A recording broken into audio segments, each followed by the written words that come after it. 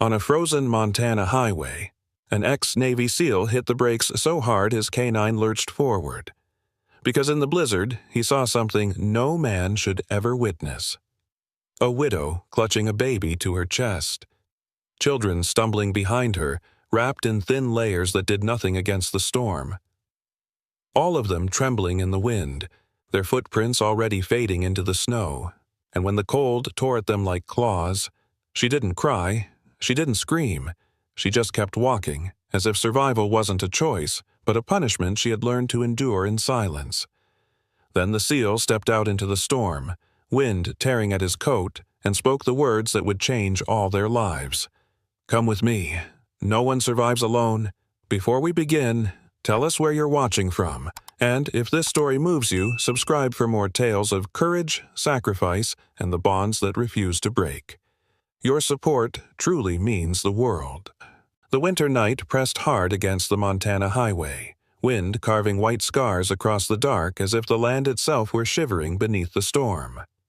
Inside the old pickup, Ethan Hale, 35, former Navy SEAL, and a man built from quiet storms, tightened his grip on the steering wheel. His hands, rough and scar-lined from years of breaching doors and dragging wounded teammates to safety, flexed unconsciously when the truck jolted over a patch of black ice. The dashboard light caught the sharp planes of his face, high cheekbones, a squared jaw darkened by several days of unshaved stubble, and eyes the color of cold steel. Eyes that had seen more than they ever admitted. His canine partner, Ranger, a 4-year-old sable German shepherd with a broad chest and ears always pricked toward danger, shifted in the passenger seat. Ranger's fur bristled at the edges, catching the dim glow like frost.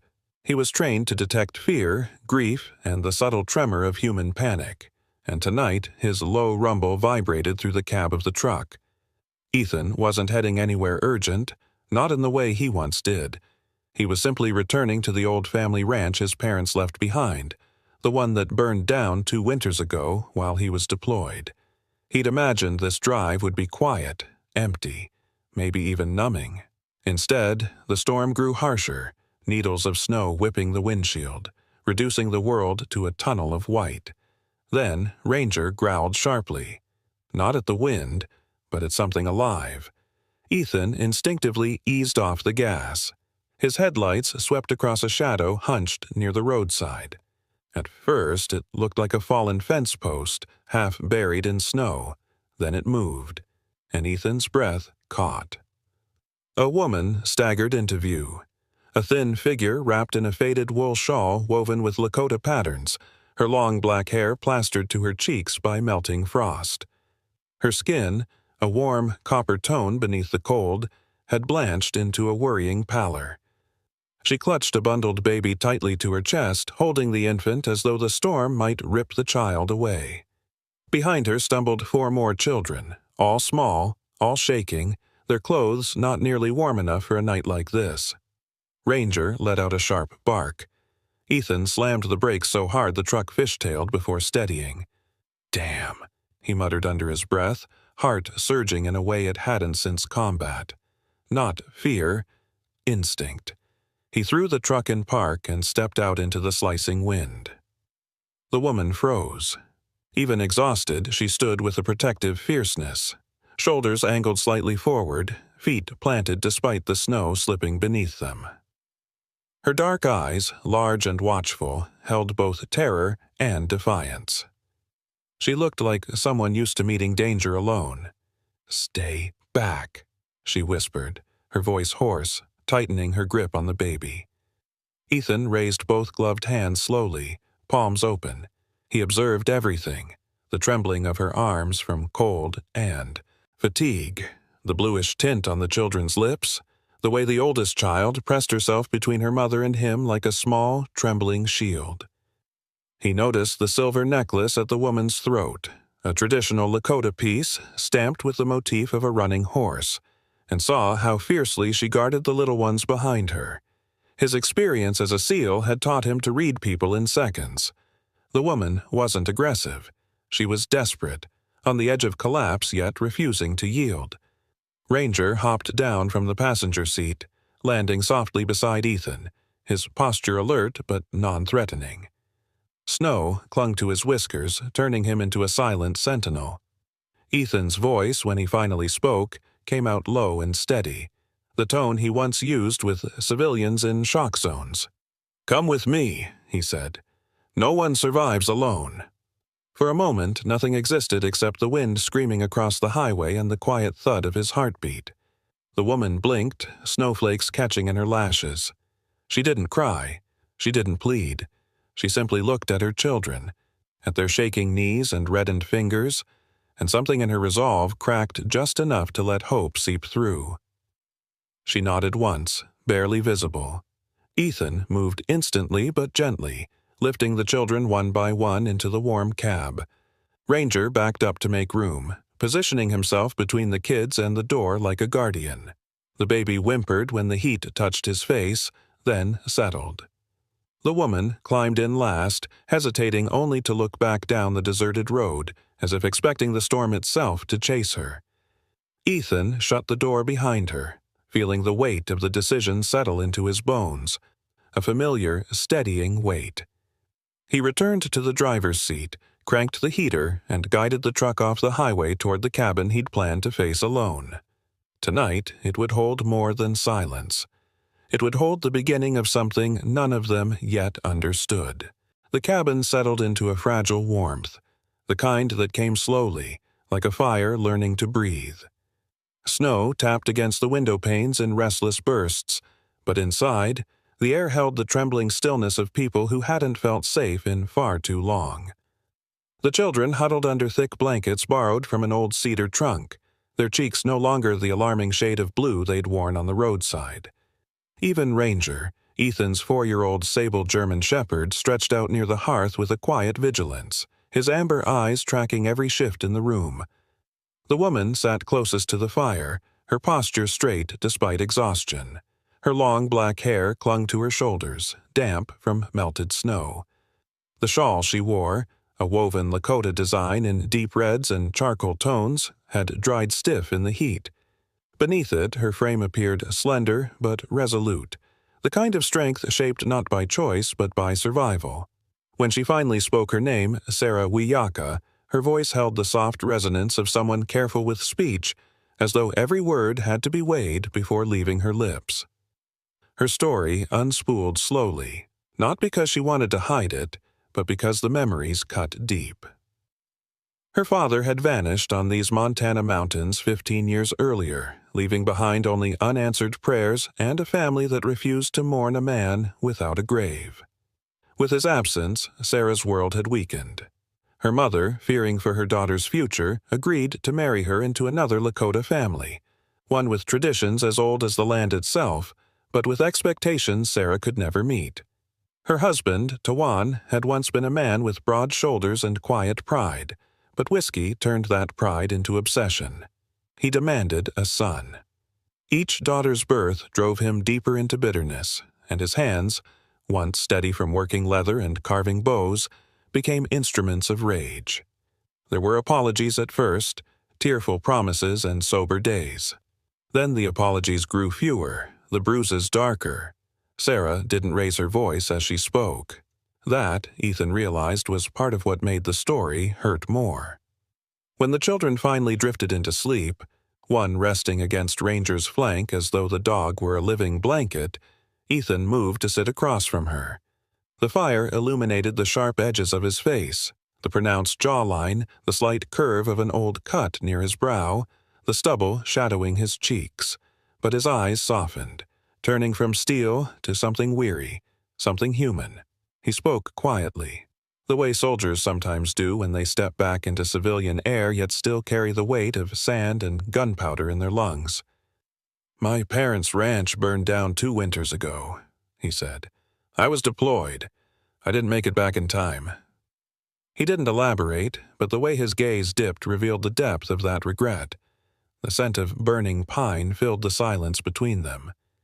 He continued, recounting pieces of his last deployment, not the classified parts, only the human ones. Operation Silent Dusk, 3 hostages saved. 5 of his men lost. He didn't describe how their faces still visited him at night, or the metallic taste of failure that lingered on his tongue long after he returned home. But the tension in his hands, the way his thumb rubbed the scar on his wrist, spoke the truth. Sarah watched him closely, studying him the way someone accustomed to danger studies a fire, drawn to the warmth but wary of the burn. She didn't interrupt. She didn't pity. She simply listened, a gift rarer than comfort. Ranger lifted his head, as though sensing the heaviness in Ethan's breathing. The dog nudged his elbow once, grounding him. Ethan's lips twitched in something close to gratitude. The flames crackled. Snow clawed at the windows. 2 lives that had never been meant to intersect began quietly threading into each other. Finally, Sarah whispered, "You carry ghosts." "So do you," Ethan replied. The truth hung between them, fragile but binding. 2 broken paths crossing beneath one roof, not out of destiny but out of necessity. Sarah pulled the blanket tighter around her baby, whose tiny fingers curled against her chest. She looked toward the sleeping girls lined against the wall and let out a breath that trembled with exhaustion rather than fear. "For the first time in years," she murmured, "they're sleeping without waking at every sound." Ethan nodded, though emotion tightened his jaw. "You're safe here," he said, a promise spoken by a man who didn't make promises lightly. The storm outside roared louder, rattling the cabin door. Yet inside something softer took root. Not trust, not yet, but an unspoken acknowledgement. Broken people sometimes survive better when they stop trying to survive alone. The fire dimmed to embers. Ranger settled his head onto his paws. Sarah leaned back against the wall, eyes heavy, breath easing out in long waves. Ethan watched over them. The woman, the children, even the storm, with the silent vigilance of a man who had lost too much and refused to lose more. And somewhere in that small, weather-worn cabin, 2 wounded lives began to find the faintest rhythm of healing. The storm eased the next afternoon, leaving a bruised sky and a thin crust of ice over everything the wind had touched. The cabin, though weather-beaten and patched in places, stood firm against the winter quiet. Ethan spent the early hours outside repairing the horse shed, a squat structure with warped boards and rusting hinges. His gloves, stiff with cold, gripped the hammer with mechanical steadiness. The rhythm of the work anchored him, letting his mind rest in ways sleep no longer could. Ranger stayed nearby, pacing slow circles around the shed. The dog's sable coat glimmered under the pale light, and every now and then he looked toward the cabin with the intuition of a creature attuned to human storms as much as weather ones. Inside, Sarah moved quietly through the small rooms, tidying what little there was. Her long black hair was braided loosely down her back, the dark rope of it swinging gently as she bent to gather stray firewood or shake out dusty linens. Her daughters helped in soft, timid ways, folding blankets, stacking tin cups, each movement careful, as though afraid the cabin itself might shatter if they were too loud. When she knelt beside the old cedar bed frame to look for extra quilts, her fingers brushed against something hard, a wooden chest, small, square, its edges smoothed by years of use. She pulled it into the light. The children grew silent. Sarah lifted the lid. The breath left her body in a single, broken exhale. Inside lay a woven blanket, deep indigo, threaded with lightning-shaped streaks of white and silver, the broken lightning line. No 2 families wove the pattern the same way, and this one carried the unmistakable signature of her own bloodline. The edges were frayed, the wool softened by age, but she could see her father's hands in every knot, every line. Her fingers trembled as she touched it. The scent of wood smoke and sage from years long gone seemed to bloom from its folds. She saw flashes, her father lifting her onto his shoulders, wrapping this very blanket around her during bitter winters, humming old songs that curled like incense into the night. A storm rose behind her eyes. When Ethan stepped through the doorway, brushing snow from his coat, he caught the shift in her posture before he saw the blanket. Sarah's voice was barely a whisper, brittle from the inside out. "Where did you get this?" Ethan froze, his breath hitching. He didn't need to look at the blanket. He knew exactly which one it was. He had kept it hidden not out of disrespect, but because he had been unable to face it. He removed his gloves slowly, as though exposing his hands made the truth harder to hide. 15 years ago, he began, his voice steady but hollow. My truck went off the mountain road. Snowstorm hit fast. I was hanging half over a ravine. Couldn't move my legs. Sarah didn't blink. A man appeared, Ethan continued, out of nowhere. Lakota. Strong build, long black hair. Kind eyes, despite the cold. His jaw tightened. He wrapped me in that blanket, tried to pull me out. Ranger stepped closer, sensing the shift in the air. Ethan swallowed. He got me free, but the ground beneath him, it gave way. The room fell painfully still. Sarah pressed a hand to her mouth. Her shoulders shook once, not with a sob, but with the weight of recognition. Time, location, the design of the blanket. There could be no mistake. It was her father. She rose abruptly, gathering her baby and motioning for her daughters. Their wide eyes darted between her and Ethan, sensing something monumental, something cracked. Ethan's chest tightened with panic as she made for the door. Snow whipped inside as she opened it. Sarah. He stepped outside after her, the cold biting sharply at his face.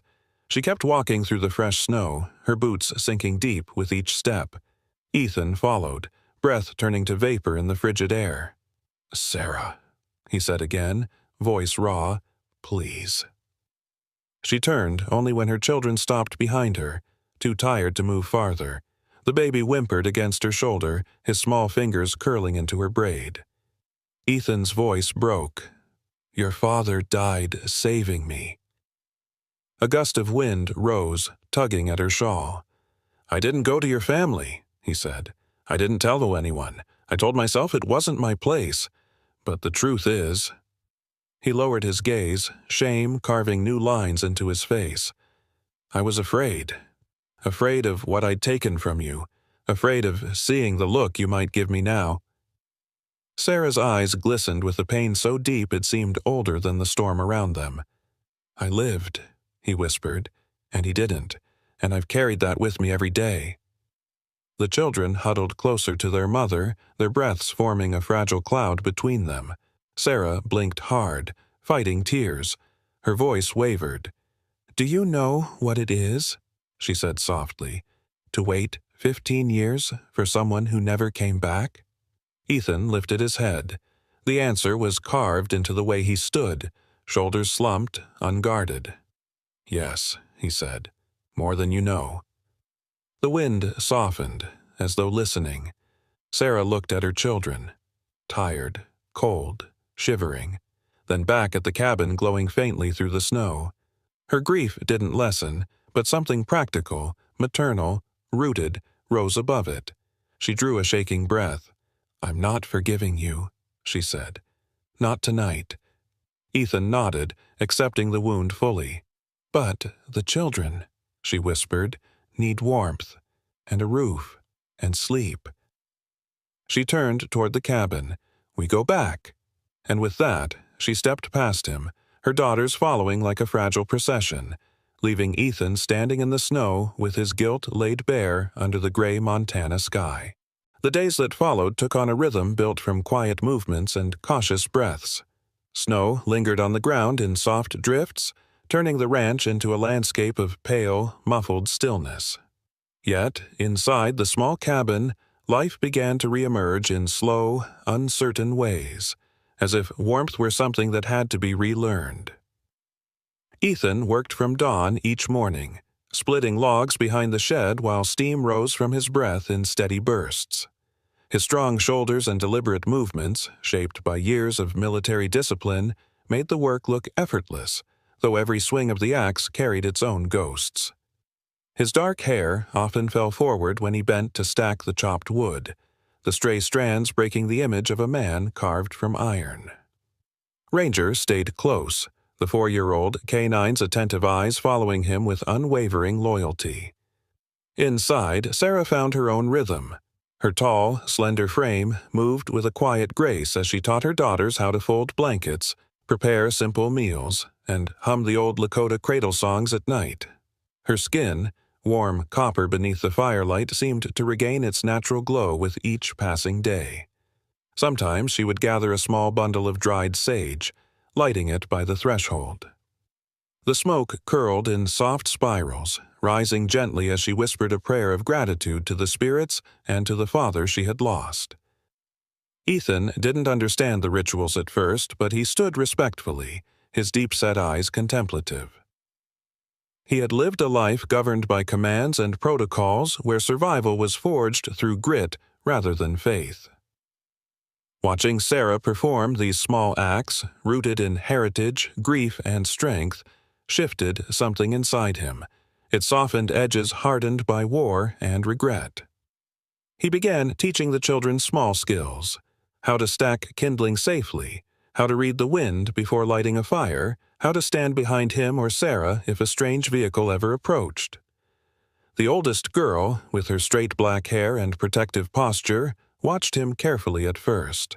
But soon she mirrored his lessons to the younger ones, determined to play her part in keeping her family safe. 7 days passed like this, quiet, slow, but not empty.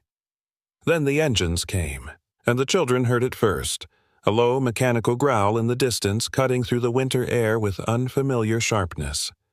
Ranger's ears snapped upright.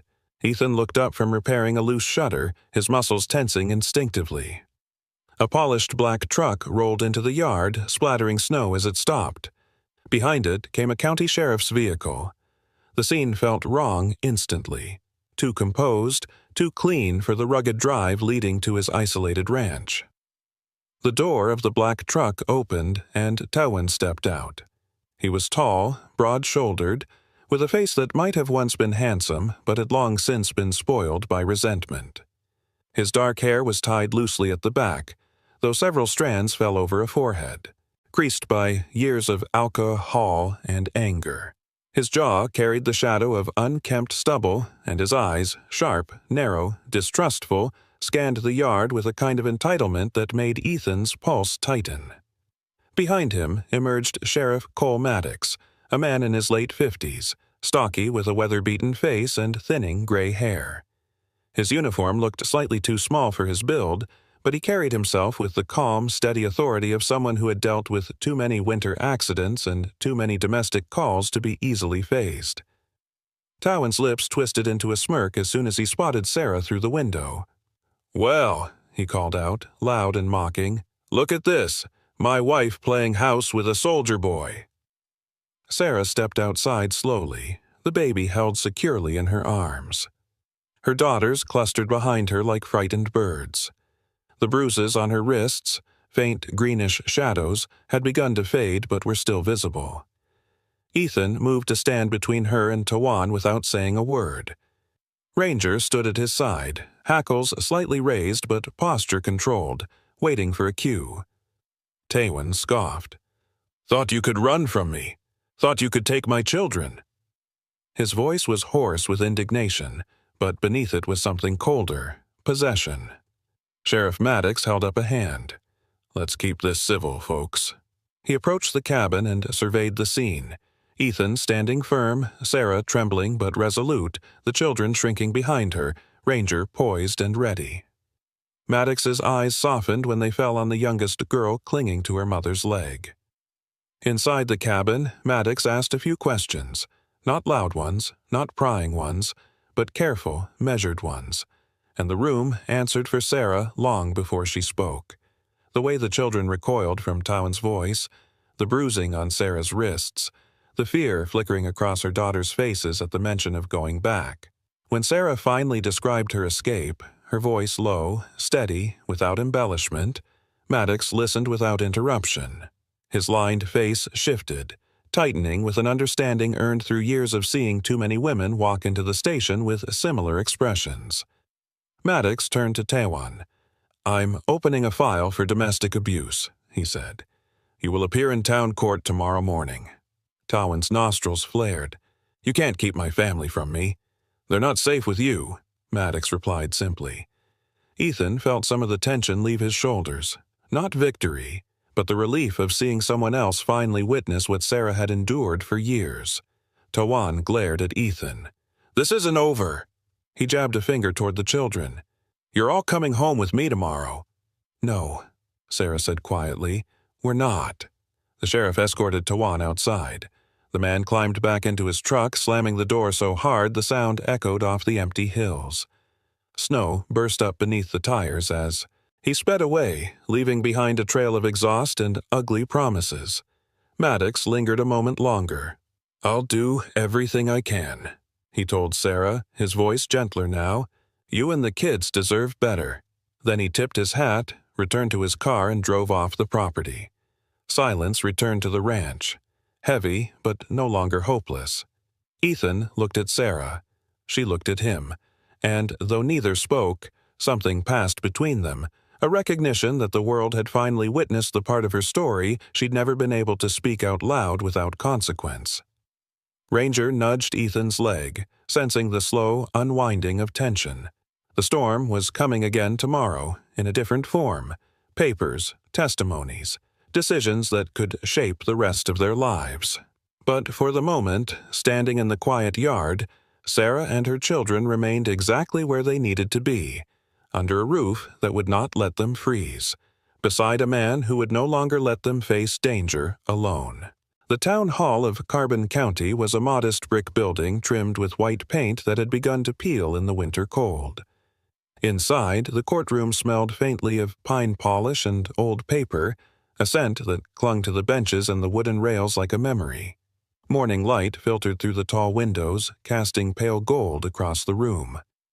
Sarah stood at the front, tall and composed despite the tension that tightened her shoulders. Her long black hair was braided neatly down her back, and the copper hue of her skin appeared almost luminous under the soft light. She wore a simple dark dress borrowed from a neighborly woman Maddox had contacted, a gesture the sheriff said felt right for court. In her eyes lingered a mixture of sorrow and courage, like someone who had learned to walk through storms long before she ever fled one. Ethan sat a few rows behind her, his presence steady. His broad frame, square jaw, and calm expression brought a quiet gravity into the room. He wore a clean flannel shirt and worn jeans, his military straight posture betraying his nerves even when his face did not. Ranger lay at his feet, watchful, his sable coat gleaming in the slivers of sun. Though the dog wasn't officially permitted inside, Maddox had murmured to the bailiff, "He's part of the story," and no one argued. Judge Helen Rourke presided over the hearing. She was a woman in her early 60s, with silver hair pinned into a bun and sharp blue eyes that missed nothing. Lines of empathy creased her face, balanced by an authority earned from decades of dealing with miners, ranchers, and families caught in winter shadows. Her voice carried both warmth and command. When Sarah began to speak, the room quieted into a breathless stillness. She told the court about the early years of her marriage, how Tawan had once been gentle, how the hope for a son had twisted into bitterness, how alcohol had filled the cracks of his disappointments until his anger became the language of their home. She recounted the bruises that bloomed across her arms and the fear that seeped into her daughter's eyes with every slammed door. Her voice didn't tremble. It had the steadiness of a woman who had survived too long to break now. She described the night of the blizzard, how she wrapped her baby close, gathered her daughters, and ran into a storm that could kill them, because staying behind would kill them slower. Judge Rourke listened intently, her expression softening with each word. Sheriff Maddox stepped forward next. He stood firmly, the bulk of his brown jacket stretching across his frame. His weathered face held the same sternness he had brought to countless emergencies across the county. He testified to what he had seen at Ethan's ranch. The way the children flinched at the sight of their father, Sarah's lingering bruises, the protective stance they took behind Ethan, and the calm, structured safety the former SEAL had created in only a few days. Maddox's voice was level, but his eyes flickered with an anger he rarely allowed himself in uniform. Tawan sat at the opposite bench, arms crossed tightly over his broad chest. His long black hair was pulled back haphazardly, and the slight redness in his eyes hinted at either alcohol from the night before or a morning spent simmering in rage. His jaw clenched as Sarah spoke. He rolled his eyes during Maddox's testimony. He scoffed when Ethan's character was mentioned, but he could not change the truth that hung thick in the air. After a long pause, Judge Rourke delivered her ruling. The courtroom remained utterly silent as her voice echoed through the chamber. The marriage is dissolved. Full custody is granted to the mother. A protective order is issued effective immediately. Mr. Tawin, you are prohibited from approaching Ms. Wayaka or her children within 300 yards. Sarah closed her eyes, not in triumph, just in relief so deep it hollowed her lungs. Tawan shot to his feet, anger flashing across his face, but 2 deputies stepped forward before he could say a word. Judge Rourke's gavel struck once, decisive and unyielding. When the proceedings ended, Ethan escorted Sarah and her daughters outside, walking at her pace, as if afraid to disturb the moment. Ranger pressed his head against the leg of the oldest girl, offering silent comfort. For the first time in years, Sarah breathed air that felt like freedom. The ranch welcomed them back in a soft hush of snow and timber crackle. Work began almost instantly, not because it was required, but because new beginnings demand movement. Ethan built a new room onto the cabin, his strong arms lifting beams with practiced precision. He repaired the sagging roof, replaced old boards, and reinforced the fence line that bordered the property.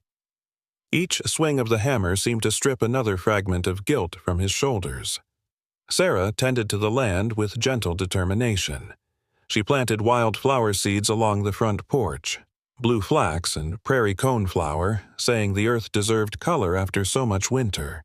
She stitched quilts from scraps of fabric, humming lullabies with notes that warmed even the coldest mornings. She knelt in the soil with her daughters, teaching them how to tuck young roots into the ground with care. The children's laughter began to stretch across the yard like sunlight. They chased Ranger near the woodpile, helped Ethan carry nails, and collected stones to border the new flower beds. The cabin no longer felt like a waypoint. It felt like a home with foundations deeper than the frost. One evening, when the sky burned orange behind the hills, Sarah stepped onto the porch and watched Ethan secure the final plank of the new room. He straightened, wiped sweat from his brow with the back of his hand, and looked toward her. There was understanding between them, gratitude, a cautious hope. 2 lives, once shattered, were being carefully fitted back, together, piece by piece, day by day. And for the first time since the storm, the future no longer felt like something to fear. Spring crept into Montana like a shy visitor, brushing the plains with hesitant strokes of green. Patches of snow lingered in the shaded places, but the air carried a softness that made even the wind sound less like warning and more like invitation. On one such morning, Ethan loaded the truck with blankets, a few gifts wrapped in plain brown paper, and enough food for the long drive. Ranger hopped into the back seat, tail sweeping in anticipation. Sarah stood on the porch in a long blue dress that brought out the rich copper in her skin. Her hair, black and shining, was braided with a single white bead her mother had given her years ago. The children clustered around her, each wearing small necklaces made from polished stones. There was nervous excitement in their eyes. They had never traveled far from home, and yet today they would return to a place that had once felt unsafe, but was now the doorway to their future. The drive onto the reservation wound through rolling hills and towering pines. The landscape grew familiar to Sarah in ways both tender and painful. When they pulled into the community area, a cluster of modest homes surrounding a larger communal lodge, her breath caught. Waiting on the steps was her mother, Marianne Wayaka, a woman in her late 50s with silver-streaked hair braided tightly, high cheekbones, and eyes that held the depth of old sorrow and unbroken strength. Her frame was sturdy, and although grief had carved delicate lines around her mouth, her posture carried the quiet resilience of someone who had endured more than most. When Sarah ran into her arms, Marianne held her daughter with both relief and heartbreak. She cupped the children's faces, murmuring their Lakota names, blessing each with a kiss to the forehead. Then she turned to Ethan. He removed his hat respectfully. "Ma'am," he said softly, his voice lower than usual, steeped in humility. Marianne studied him. Her gaze was sharp enough to find the truth beneath any man's words. She saw the muscle tension in his jaw, the weariness that clung like a shadow behind his calm eyes, the quiet discipline in his posture. A soldier, she understood immediately. A man carrying more weight than he allowed anyone to see. Without speaking, she motioned for him to follow her inside the lodge. The room felt warm and sacred. Woven blankets hung along the walls, soft drumming played faintly from a distant speaker, and the air carried the faint aroma of sage. They sat facing one another. Sarah sat nearby, clutching the baby in her lap. Ethan rested his hands on his knees, ready to face the confession he had carried for 15 years. He began with the winter storm, the icy road, the moment the truck slid toward the ravine. He spoke of the Lakota man who came out of the white blur like a guardian, the hands that wrapped him in a blanket, the desperate pull to free him. His voice wavered when he described the moment the ground gave way beneath the man's feet. Silence filled the space when he finished. Marianne closed her eyes. A single tear slipped down her cheek. But there was no anger, only the long-awaited release of a grief she had never been able to bury. She placed a hand over her heart.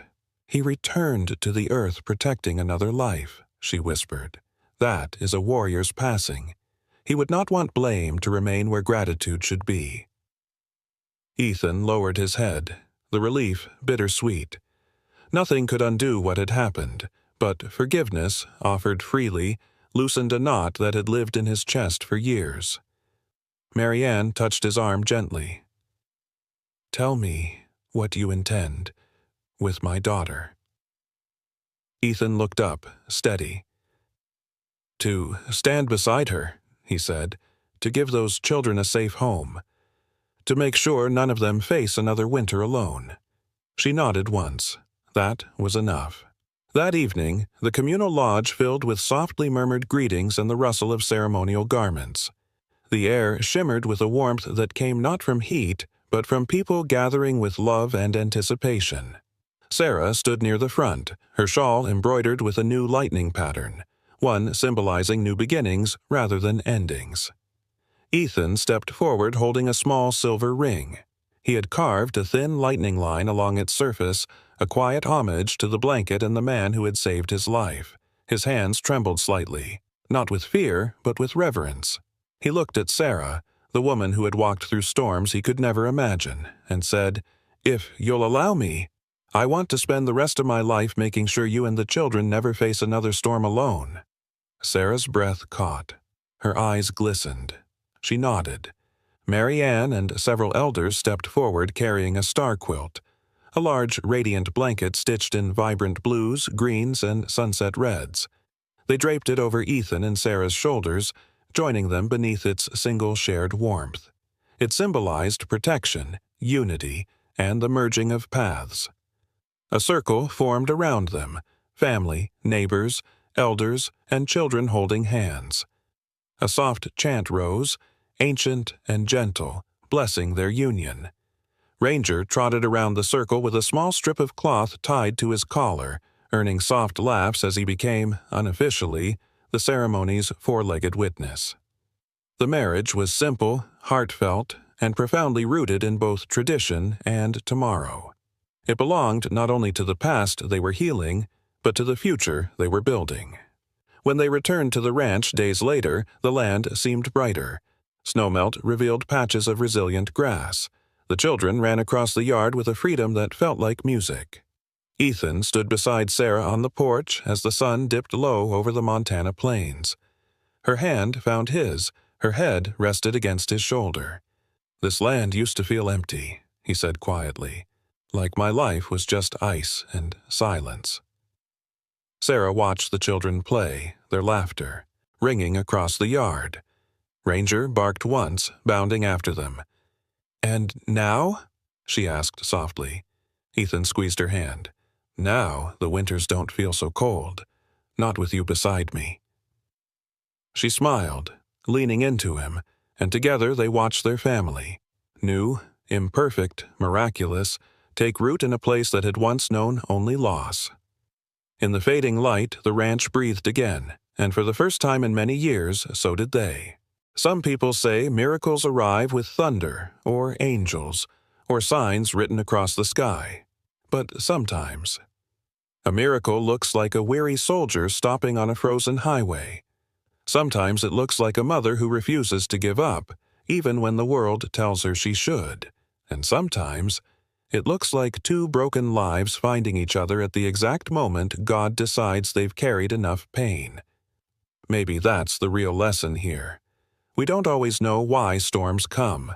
We don't always understand why we lose the people we love, or why the road becomes so hard that our knees nearly touch the ground. But God places people in our path, at the right time, in the right season, to remind us that no winter lasts forever.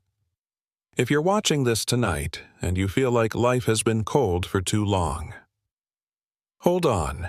Redemption doesn't always arrive loudly.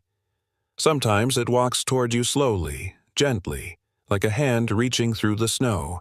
And if this story touched your heart, please share it so someone else can feel a little less alone. Leave a comment. Tell us what part spoke to you most. And if you'd like more stories of hope, healing, and second chances, please subscribe and join our family here. May God bless you, keep you warm through every storm, and remind you, in His perfect timing, that none of us are meant to walk this life alone. Amen.